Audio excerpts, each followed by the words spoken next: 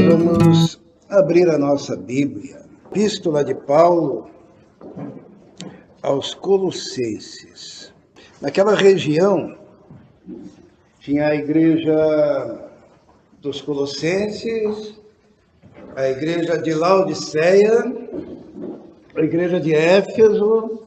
Era uma região que Paulo tinha atuado, tinha trabalhado.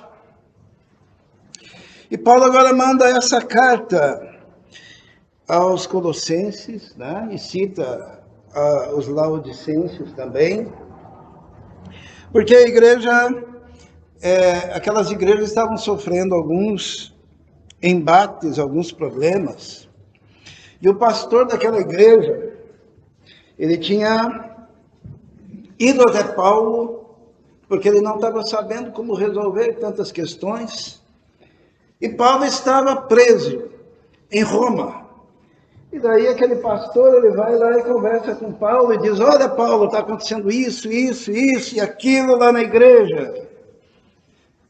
E Paulo então manda essa carta que deveria ser lida naquelas igrejas para tentar resolver aquele grande problema que estava acontecendo. E qual seria o problema? Nós vamos, antes de entrarmos no texto, só para nós termos o contexto, havia o problema dos gnósticos. Quem eram os gnósticos? Alguém aqui sabe quem eram os gnósticos naquela época? Os gnósticos eram aqueles, a palavra gnose significa conhecimento, né? Então, os gnósticos era um grupo que dizia para a igreja que para ser salvo, precisava acontecer o estabelecimento de um conhecimento místico, um conhecimento que viria diretamente lá de cima, e era um conhecimento individual, que não poderia ser transmitido, mas que as pessoas deveriam buscar essa experiência da gnose, do conhecimento. E daí, naquele estalo, surgia na igreja alguns que tinham a gnose e outros que não tinham a gnose. Vocês não estão entendendo? Era um conhecimento místico. Os gnósticos, eles acreditavam que Deus habitava num lugar muito distante, e no meio do caminho haviam os anjos, os demônios, né? E toda uma série de batalhas, até que o homem pudesse ser tocado por Deus. E quando ele era tocado por Deus, né, passando por todas essas intempéries, ele recebia o tal do conhecimento. Agora, como que a gente debate com alguém que tem um conhecimento que não pode ser debatido? Como que vai se argumentar? Se a pessoa, você vai argumentar com ela, ela diz: não, é você que não está entendendo, porque você não tem ainda o conhecimento. Então, aquele pastor dessa igreja estava num problema muito grande. Além disso, havia toda a influência da filosofia da época, que era dualista, que tinha aquela ideia de Deus e o diabo lutando, o bem e o mal lutando, forças idênticas, iguais, fortes e contrárias. Naquela batalha, eles ainda não tinham percebido que Deus, o poder de Deus era superior a todos os poderes, né? E que tudo quanto existia, Deus mesmo tinha criado. Eles achavam um embate, que havia uma batalha assim. E tinham essa visão também.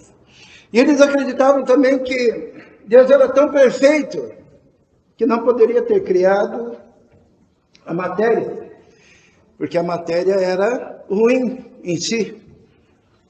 Então Deus não pode ter criado a matéria.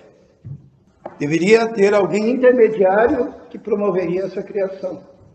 Um Deus imperfeito, né? Eles acreditavam também que Jesus não podia ter vindo fisicamente, em carne. Por quê? Porque carne é matéria. Como é que Deus poderia ter encarnado? Como é que Deus poderia ser Jesus? E como é que Deus poderia ter morrido numa cruz, fisicamente? Então, os gnósticos docéticos, eles diziam o seguinte, que Jesus era uma aparência. A palavra docético se refere a isso, né? Gnose, conhecimento, gnóstico, docético, aqueles que tinham conhecimento de que Jesus era uma aparência. É como se fosse um fantasma, né? Ele parecia que tinha carne, mas não tinha carne. Ele parecia que era humano, mas não era humano. Ele parecia que tinha morrido na cruz, mas não tinha morrido na cruz. E daí, quando alguém confrontava, eles diziam, é que você não tem a gnose. É que você não tem o conhecimento. Que problemão, né? E Paulo estava diante dessa situação, preso. Ele não podia ir até lá para falar diretamente com a igreja. E ele então manda essa carta. Por que essa carta é boa para nós? Essa carta é boa para nós hoje, porque tudo que tem na Bíblia é bom para nós, porque nos ajuda também a vencermos diversos problemas similares, né? Houve um período na história da igreja que tinha os batizados e os não batizados, lembram disso? Com o Espírito Santo. Daí uns tinham conhecimento dos mistérios e outros não tinham. É uma forma de gnosticismo, coisa velha, coisa antiga, coisa do primeiro século. Né? Quando alguém olhar para você com ar de superioridade e dizer, você é que não tem o conhecimento, precisa buscar. Você pode estar conversando simplesmente com um gnóstico. Porque o Evangelho do Senhor é compreensível a uma criancinha. Basta ter o coração de criança. Abrir o coração ao Senhor. Então, esses eram alguns problemas. E Paulo, então, ele começa a dizer, a partir do capítulo 2, tá? Ele diz assim, porque primeiro ele faz toda uma descrição de quem é Deus, por tirar essas ideias gnósticas, né? Daí ele diz assim no capítulo 2, porque quero que saibais quão grande combate tenho por vós, e pelos que estão em Laodiceia, e por quantos não viram o meu rosto em carne.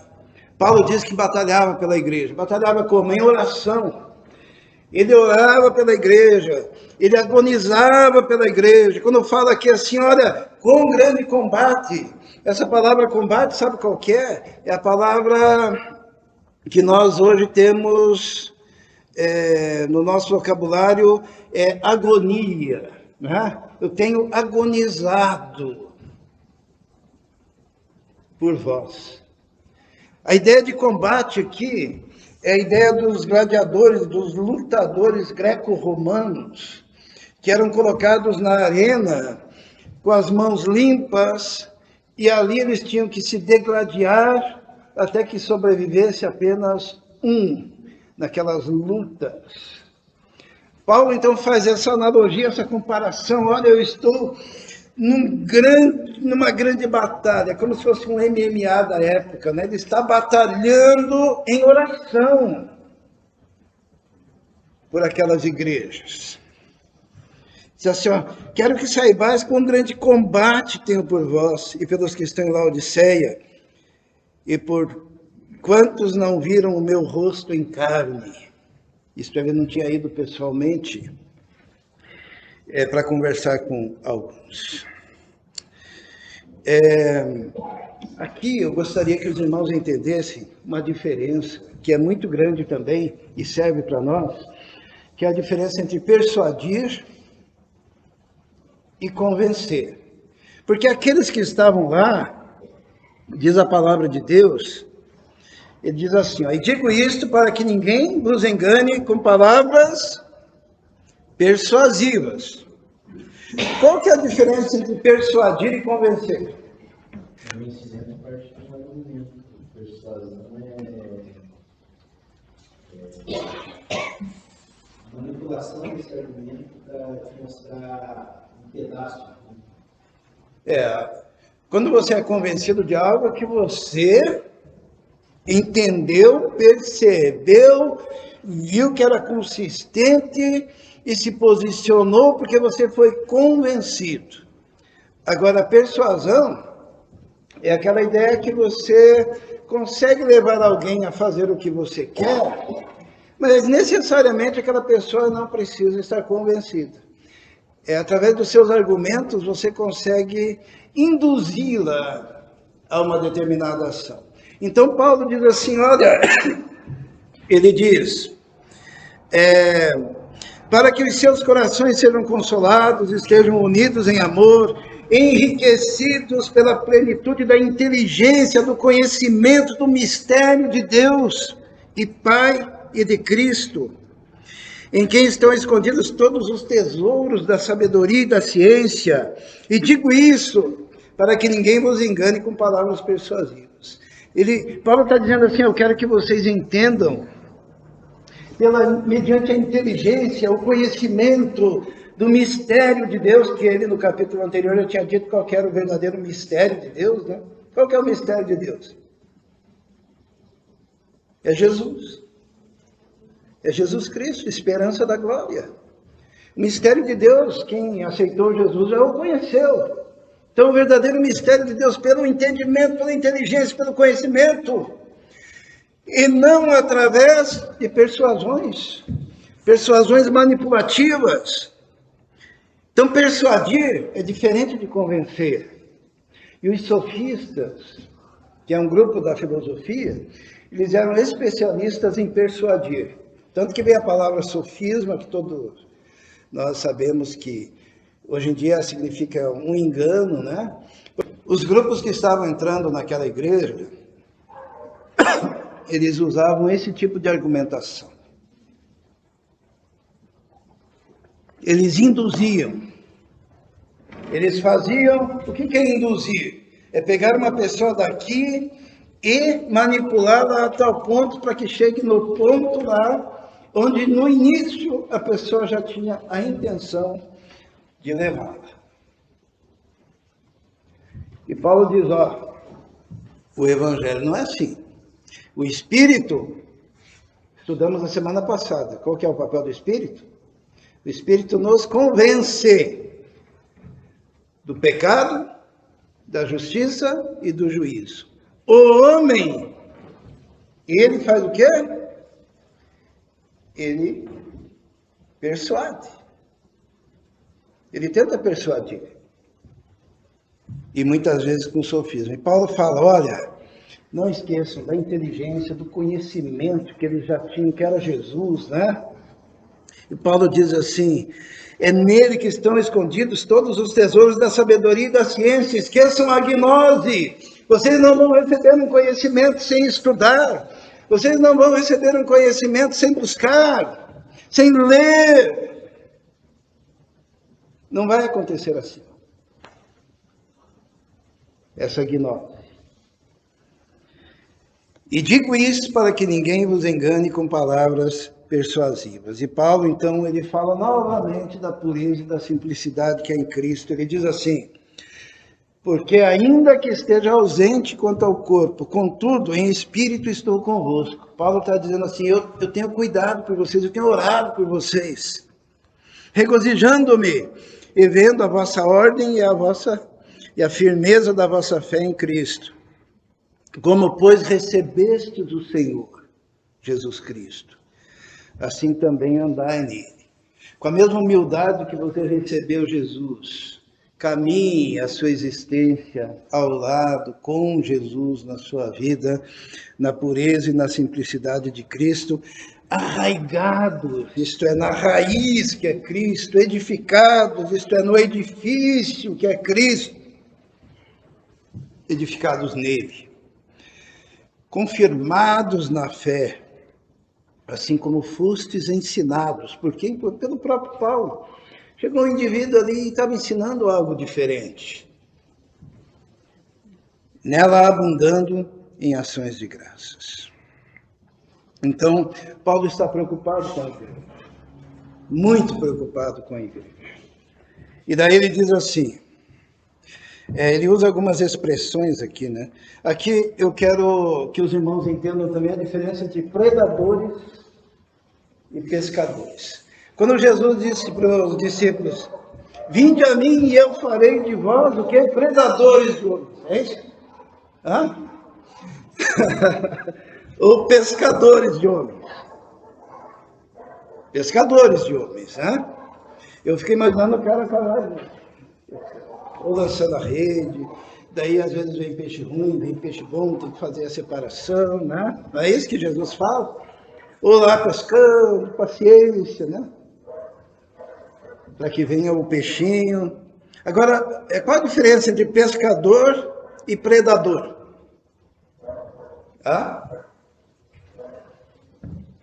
O apóstolo Pedro fala assim, que nós devemos tomar cuidado porque o nosso adversário anda ao derredor rugindo como leão e buscando o quê? A quem possa tragar. O predador, ele se coloca nas esquinas, nas moitas dos esconderijos e está pronto para agarrar a sua presa e fazê-la verdadeiramente presa, né? Então, nós somos testemunhas de Jesus, nós não somos caçadores de homens. E essa é uma grande diferença. Às vezes as seitas imaginam que Deus mandou e disse, vinde e eu farei de vocês o quê? Predadores de homens. Isto é, vamos ficar na espreita, vamos pegar as vítimas que sejam mais fragilizadas, né? Vamos pegar os mais ignorantes. Com aquele indivíduo eu nem vou falar porque ele lê a Bíblia. Já é um cara perigoso, né? É interessante o encontro com Deus, né?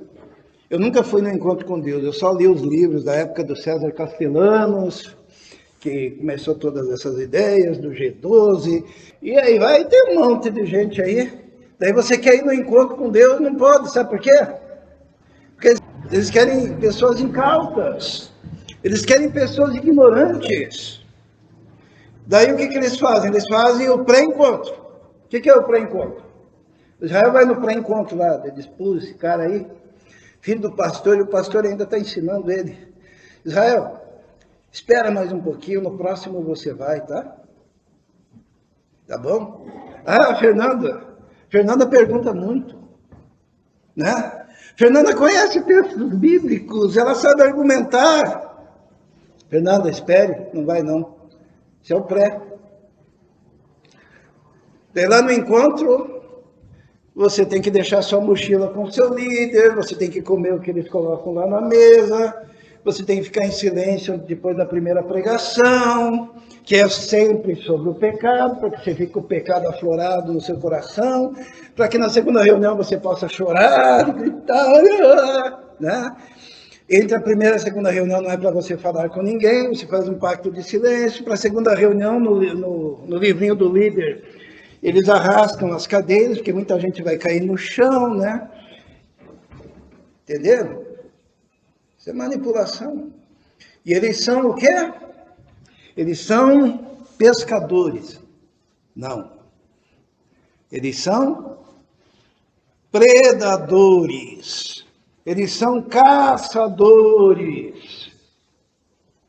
E quando o leão inimigo quer pegar a sua presa, normalmente escolhe aquele que está mais desavisado, aquele que está mais afastado do grupo, aquele que parece que está numa situação de maior fragilidade.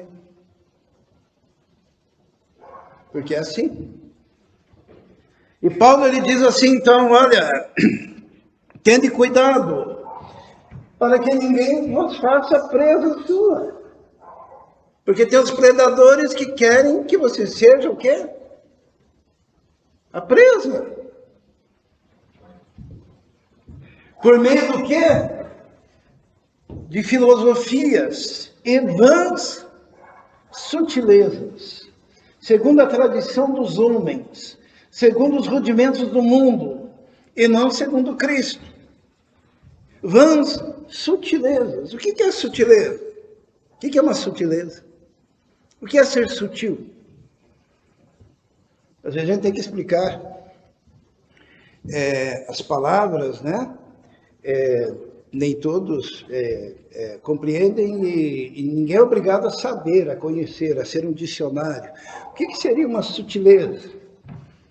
Sutileza é um detalhe pequeno que está ali, que quase não se percebe, mas você pega aquilo e transforma aquilo numa coisa importante. Um detalhe. É algo que está na periferia. E o que é vã? É algo vazio, né? Uma vã sutileza, um detalhe. E as seitas, irmãos, e ali também na igreja de Colossos, eles estavam se apegando a vãs sutilezas, a detalhes, a pequenas coisas, para enganar, para fazer com que as pessoas se tornassem presas. Porque eles eram, na verdade, caçadores, ou também predadores de homens. E é então que Paulo diz assim, olha, cuidado com isso. Toda seita pega vãs sutilezas. Quais seriam as vãs sutilezas hoje em dia, né, que pega? Eles não conseguem explicar o contexto, mas eles pegam aquilo, um pedacinho. Ou você tem que fazer isso, ou pegam um detalhe lá de um texto bíblico, ou pegam alguma coisa ali. São vãs sutilezas. E eles argumentam em cima dessas vãs sutilezas. Eu falei para os irmãos esses últimos quase 50 anos, né, que a gente estuda escatologia, e toda escatologia é o estudo das coisas que estão destinadas ao fim. Escatom é fim, né? E logia é estudo do fim, das coisas que estão destinadas ao fim. E toda escatologia, ela precisa de, se ela quer ser uma escatologia que data, que marca o tempo, por exemplo, quer marcar o dia da vinda de Jesus, eles precisam tomar por base um parâmetro, né? Um parâmetro. Tem que partir de algum lugar para chegar lá onde eles querem. Então, são várias sutilezas e a pessoa precisa de um parâmetro. É mais ou menos assim, o Einstein, ele conseguiu todas essas equações porque ele tomou como parâmetro, como base, que a velocidade da luz é 300 milhões de metros por segundo. Então, 300 é a base. Nada tem maior velocidade do que a velocidade da luz, é um parâmetro. E assim também, quando a gente quer fazer escatologia, pega uma data. Só que não existem datas certas. Tudo é variável. E tudo depende da perspectiva com a qual você olha. Se eu pegar o decreto sobre o retorno do povo do exílio, dos 70 anos de exílio, para a reconstrução de Jerusalém, eu posso dizer assim, não, a base é o decreto. Qual decreto? É o decreto de Dario, porque daí dá certo o número que eu quero. Mas antes, Ciro já tinha feito um decreto, que foi ressuscitado por Dario. Se eu pegar o decreto de Ciro, dá outra data. Não, mas isso não serve. É que nem aquela história que agora há pouco eu comentei, do Vicarius Filii Dei, né? Daria 661. Opa, mas isso não serve. Então, eu, em vez do U, eu ponho o V. Daí serve. Ou mesmo sobre o tempo que Jesus ministrou. Quanto tempo Jesus ministrou? 3 anos. Parabéns. Só que para mim não serve, Romildo. Tem que ser 3 anos e meio. Daí cabe dentro da minha escatologia. Está entendendo? Vãs sutilezas é você reajustar a história, reajustar o texto bíblico, adaptar para que caiba naquilo que você quer dizer. E isso é desonestidade. Nós encontramos isso agora na teologia da prosperidade, né? Jesus diz assim lá em João: tudo quanto pedirdes em meu nome, eu o farei. Só que esse versículo não serve para eles, né? Eles disseram, não. A palavra pedir ali significa ordenar, significa mandar. Então a tradução verdadeira é tudo quanto mandardes, tudo quanto ordenardes. Então eles modificam o texto, dizem que no original significa outra coisa. A maior parte do povo não conhece grego, não conhece hebraico, né? O povo vai aceitar, e daí nós temos toda uma geração que sai por aí ordenando a bênção. Mas qual a base bíblica? Não, é que lá em vez de pedir, está escrito ordenar. Eu falei, não, lá está escrito pedir. E se você conhece a língua original, você vai ler no original e vai descobrir o seguinte, vai descobrir que a palavra que está lá usada por Jesus significa tudo quanto pedirdes. Pedir significa pedir, não ordenar. Quando Jesus ensina a pedir, a palavra que ele usa é uma palavra que indica que você está pedindo para alguém que é superior a você. Quando Jesus fala de si mesmo pedindo ao Pai, ele usa uma palavra que significa alguém que está pedindo para alguém que lhe é igual. Mas quando nos ensina a nós, homens, discípulos, pedir, é aquela outra palavrinha, pedir para alguém que é superior a você. E eu sinto muito te dizer, eu tenho muito prazer em te dizer que Deus é superior a você. Então você, diante de Deus, você suplica. Diante de Deus, você pede. Você não ordena. São vãs sutilezas. Paulo diz assim, ó, tende cuidado que ninguém vos faça presa sua através de vãs sutilezas, filosofias, tradições, rudimentos do mundo. E quais seriam os temas em que se utilizavam dessas artimanhas? Paulo fala o que estava acontecendo. Primeira coisa que estava acontecendo era sobre a integridade do ser de Jesus Cristo, né? Paulo diz assim, porque nele, isto é, em Cristo, habita corporalmente toda a plenitude de Deus. Paulo com uma frase, ele acabou com os gnósticos. Os gnósticos diziam assim, não é possível que Jesus seja Deus, porque Deus, sendo perfeito, ele não pode se tornar corpo, porque o corpo é imperfeito. Gnóstico ensinando. A matéria é má. Jesus era uma aparência. Daí Paulo diz assim, ó, porque nele, em Cristo, habita corporalmente, no corpo, toda a plenitude de Deus, da divindade. É interessante como Paulo é profundo, né? Paulo é direto e profundo. Ó, gnósticos, tchau para vocês. O argumento de vocês não vale nada. Em Jesus habita corporalmente tudo, toda a plenitude de Deus.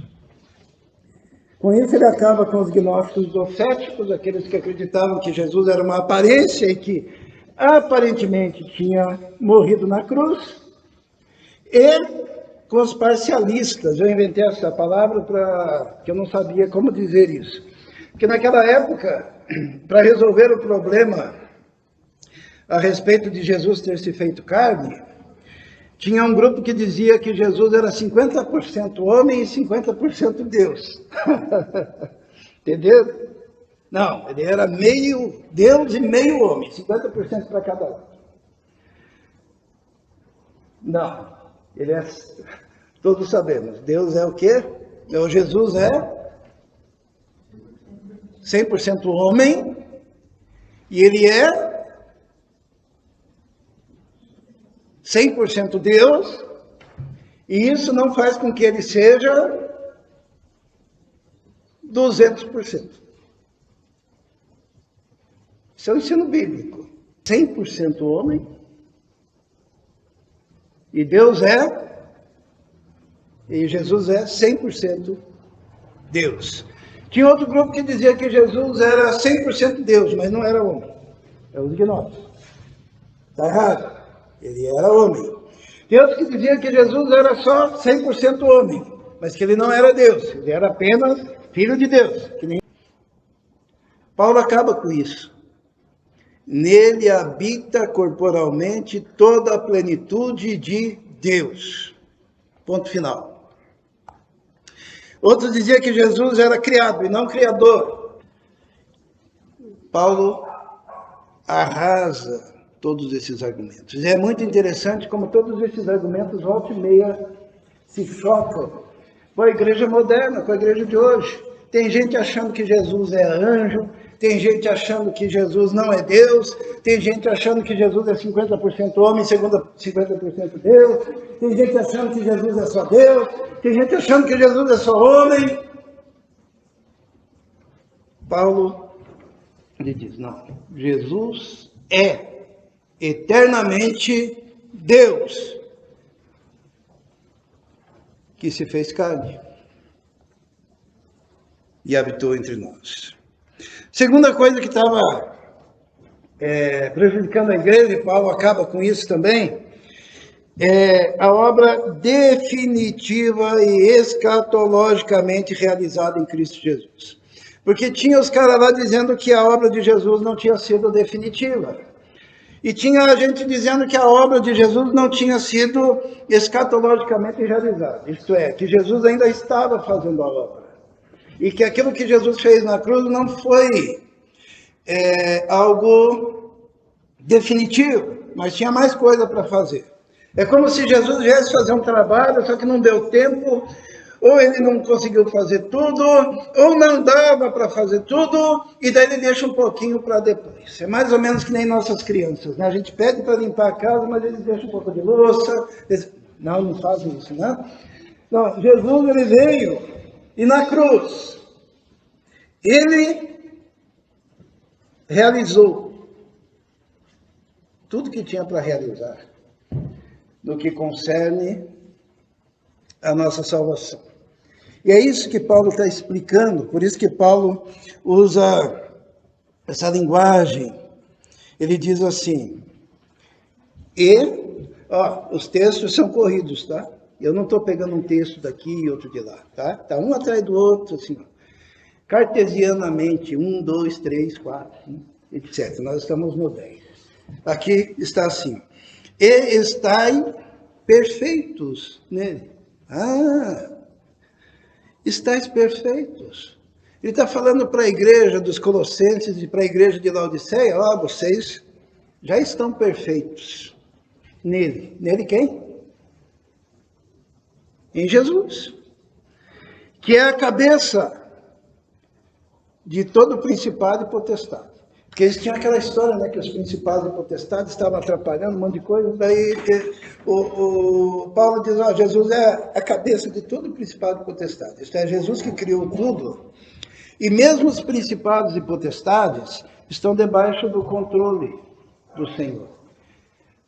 Como que nós poderíamos dizer isso? O diabo não é onipotente. O diabo é limitado. Por quem? Por Deus. Quando o diabo quis atingir Jó, ele teve que ir pedir permissão para Deus. E Deus disse, toca ali apenas nisso. Toca ali apenas naquilo. Porque se o diabo fosse todo poderoso e ilimitado, sabe o que aconteceria? Ele já teria acabado com tudo. Paulo então diz, olha, vocês, igreja, estáis, está falando, e estáis perfeitos nele, que é a cabeça de todo principado e potestade, no qual também estáis circuncidados com a circuncisão não feita por mãos, no despojo do corpo dos pecados da carne, mas a circuncisão de Cristo. Ele está dizendo, olha, essa circuncisão de vocês agora é no coração, é na alma, é no espírito. Aquela circuncisão da carne, que era a marca judaica, Não é essa. E diz também estáis. Que tempo que está aqui? Aqui está no tempo presente. Estáis sepultados com ele no batismo, nele também ressuscitastes pela fé no poder de Deus que o ressuscitou dentre os mortos.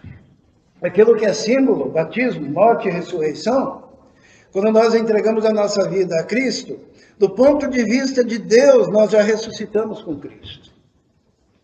E quando vós estáveis mortos nos pecados e na incircuncisão da vossa carne, vos deu vida, juntamente com ele, perdoando-vos. Isso que é muito difícil do povo entender, né? Quando Jesus nos perdoou, ele nos perdoou para trás e para frente, tá? Ele nos perdoou todas as ofensas, todas. Quando a gente faz o curso nosso de teologia aqui, a gente aprende a diferença entre pecado e pecados. Qual que é a diferença entre pecado e pecados com S? Pecado, no singular, é o estado mal da alma. Sabe, quando Adão pecou e o homem virou pecador. Isso aí Deus já resolveu, estado mal da alma. Só que Deus frutos, são os pecados no plural, que muitas vezes acontece, porque nós ainda estamos na presença aqui das intempéries desse mundo e ainda somos seres sujeitos a pecar. A Bíblia diz assim: se alguém pecar, temos um advogado. Se confessarmos os nossos pecados, ele é fiel e justo para nos perdoar os pecados e nos purificar de toda injustiça. Do ponto de vista do nosso estado mal da alma, acabou. Perdoados. Definitivamente. Finalmente, irmãos, Paulo resolve desenhar. É uma expressão muito usada pelos jovens. Fernando, você já teve que desenhar para o Gabriel entender? Já? Não, né, Gabriel? Não. Isto é, você não está entendendo? Eu vou desenhar. Acho que Paulo, se fosse usar a linguagem de hoje, ele diria assim: vou desenhar, tá? Vou desenhar o que Jesus fez para que você entenda. Primeiro desenho de Paulo, ele diz assim: dívida, a dívida dos nossos pecados, dívida paga. Daí ele escreve assim: havendo riscado a cédula que era contra nós nas suas ordenanças, a qual de alguma maneira nos era contrária, e atirou do meio de nós, encravou-a na cruz. Então, Paulo usa essa metáfora de um contrato de dívida que nos era contrário. Daí o que Jesus fez na cruz? Ele pegou aquele contrato de dívida que era contra nós, aquela cédula, e encravou, pagando na cruz. Isto é, dívida foi paga. Se você ainda está querendo pagar uma dívida que já foi paga, e às vezes esses falsos mestres que entraram ali na igreja estavam fazendo isso. E o povo vivia se sentindo endividado e já não tinha dívida em relação a Deus. Segunda coisa, diabo derrotado. Na cruz, o diabo foi derrotado. Paulo diz assim: e despojando os principados e as potestades. O que é despojar? É quando tem uma guerra, você pega os despojos, isto é, os bens do seu inimigo, e leva como despojo de guerra, é teu agora. E aqui diz assim, o inimigo, o diabo foi despojado, ele estava dominando o povo foi resgatado, agora o povo pertence a Jesus, tendo despojado os principados e potestades, os expôs publicamente deles triunfou em si mesmo. Isto é, o exército inimigo, o diabo, os principados, as potestades foram todos derrotados na cruz do Calvário. A gente não vive uma batalha espiritual no sentido de que a gente tem que ficar fazendo mandinga. A única coisa, quando o inimigo vem nos atacar, é dizer, você já é derrotado. Aonde? Na cruz. Então saia, em nome de Jesus. Saia, já é derrotado. Resistir ao diabo, e quem que foge mesmo? Ele fugirá de vós, não é você que foge do diabo. Tem gente com medo do diabo, né? E o diabo é que nem um cachorro que vem assim, né? Querendo te devorar, daí você faz, sai! Ele sai. Só que se você tem medo, se já aconteceu disso, de vocês, o cachorro olha para vocês olham para o cachorro e vocês têm medo, e daí você sai correndo, e o cachorro vai atrás de você. Mas se você tivesse feito assim, ó, ele saía gritando. Na verdade, irmãos, o diabo, ele é derrotado.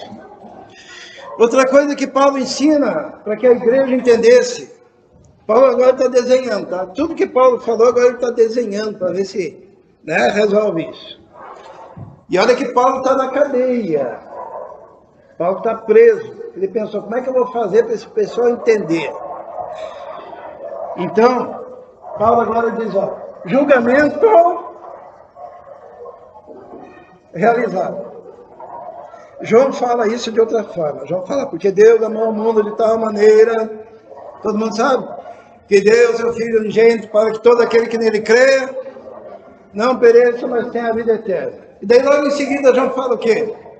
Quem crê não será julgado, mas quem não crê já está condenado.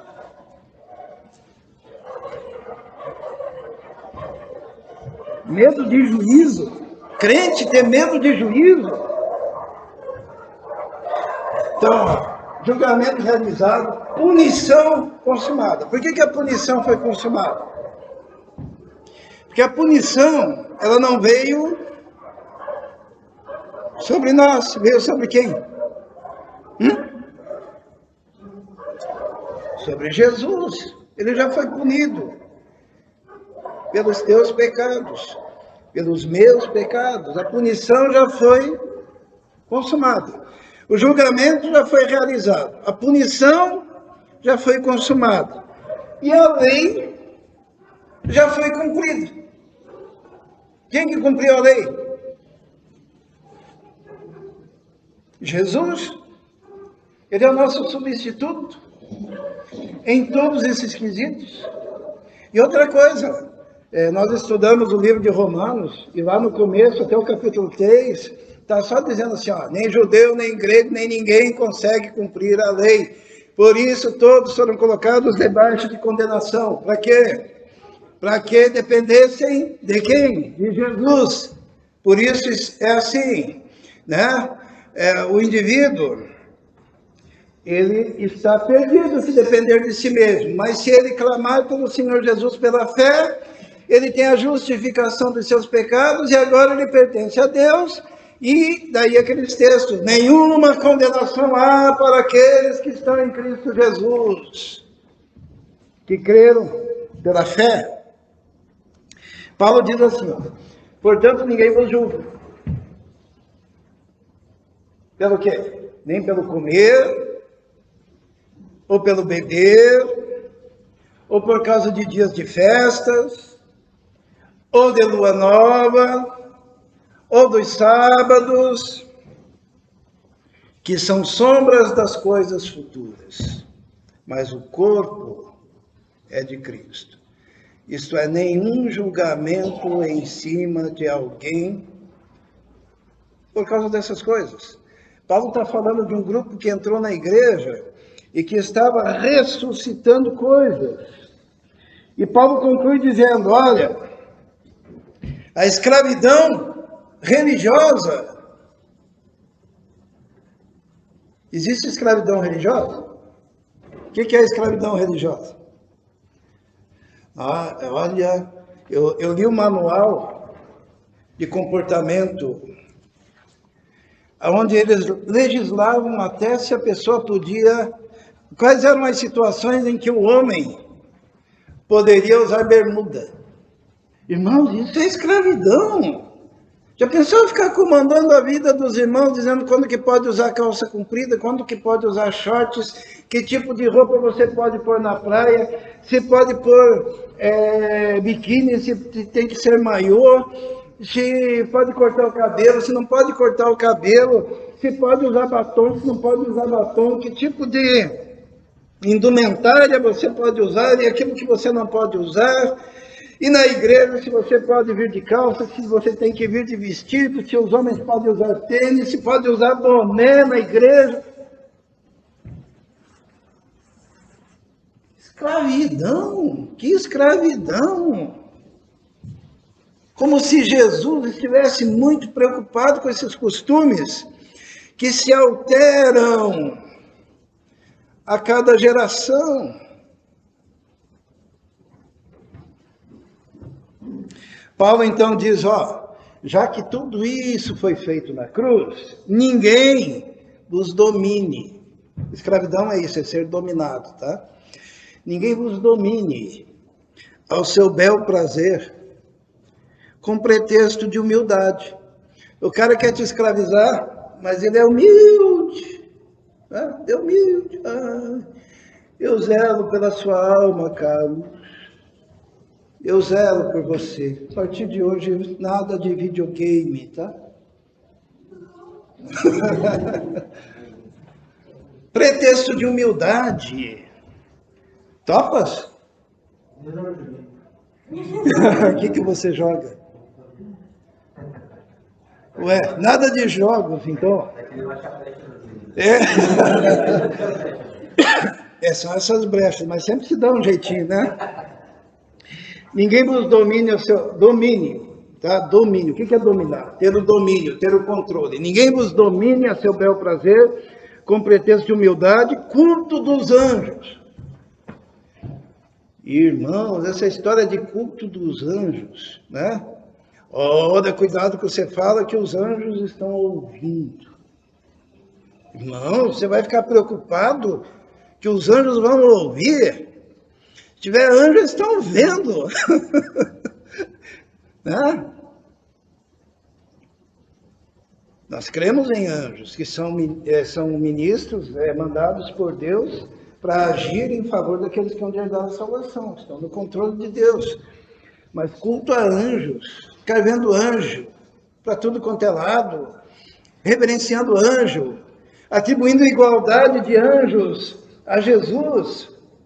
Toda vez na Bíblia que tentaram adorar a anjos, os anjos disseram, adore a Deus, eu sou apenas o teu conservo. Só um elemento no Antigo Testamento, que é chamado anjo do Senhor, que se refere ao anjo de Yahvé, que seria uma manifestação pré-encarnada. Isso é outro assunto para outro dia. Mas culto a anjos. O pretexto é humildade, culto dos anjos, envolvendo-se em coisas que não viu. Isso é visões, né? A pessoa diz que viu, mas na verdade não viu, tá? Eu tive uma visão. Ou em outras situações a pessoa tem uma percepção diferente, recebe uma gnose, um conhecimento que ninguém mais recebe. E as pessoas têm que acreditar nisso. Envolvendo-se em coisas que não viu, estando debalde inchado na sua carnal compreensão. Debalde é em vão, né? Debalde inchado significa orgulhoso, arrogante, na sua carnal compreensão. A pessoa pega, aqui não pode usar isso, olha aqui que não pode fazer aquilo, e ela vai te dominando, dominando. Mas o orgulho vai exaltando aquela pessoa, porque ela tem o controle da tua alma, da sua existência, do seu comportamento, da sua vida, daquilo que você pode fazer, e ela consegue frear para que você esteja submisso nas suas mãos de falso profeta, nas suas mãos de falso pastor, nas suas mãos de falso mestre, nas suas mãos de líder religioso, e assim você está dando a ela algo que somente pertence a Jesus, que é a sua alma, a sua vida, a sua obediência. Paulo continua dizendo, e não ligado à cabeça, da qual todo o corpo organizado, provido, organizado por juntas e ligaduras, vai crescendo para o aumento de Deus. Isto é, esses caras não estão ligados a Cristo. É o que Paulo está dizendo. Eles estão ligados no carnal entendimento deles. Não se faça presa. Não se deixe dominar. Não permita o controle da sua existência. E Paulo continua dizendo assim, se, pois, estáis mortos com Cristo, quanto aos rudimentos do mundo, por que vos carregam ainda de ordenanças? Como se vivesseis no mundo, tais como, não toques, não proves, não manuseies, as quais coisas todas perecem pelo uso, segundo preceitos e doutrinas dos homens. E finalmente Paulo fala o seguinte, pare de perder tempo com coisas que não têm valor nenhum. O que é uma coisa que não vale nada?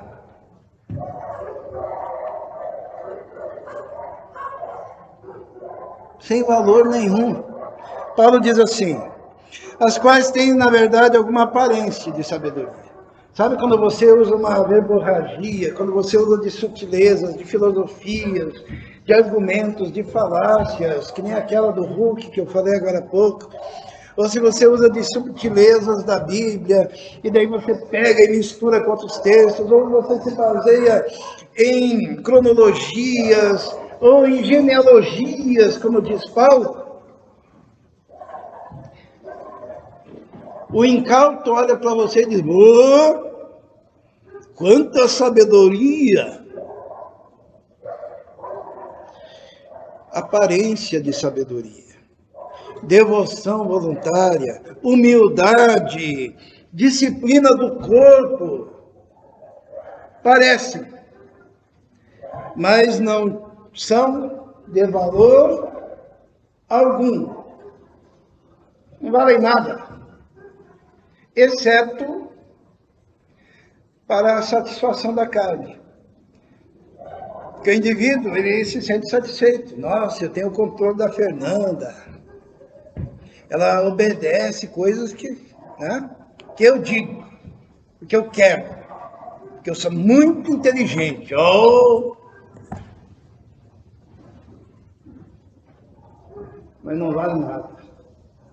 E naquele dia, a primeira coisa que a Bíblia diz, esses caras vão pagar. Mas não pagaram.